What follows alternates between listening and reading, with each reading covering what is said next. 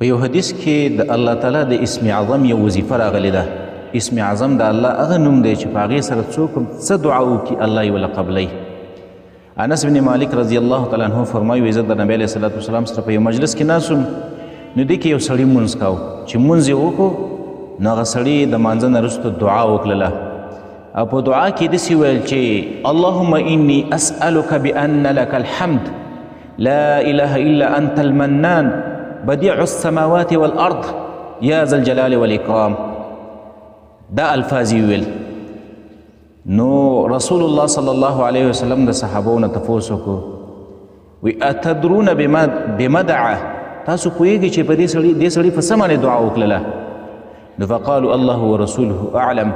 دې صحابه وویل الله او د الله رسول ښه پوهیږي، موږ ته څه پته ده؟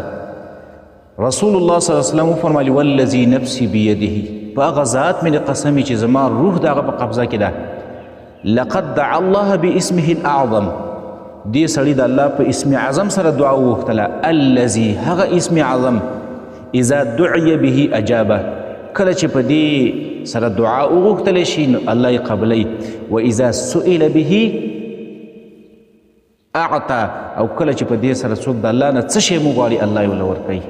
دا د الله اسم اعظم دی.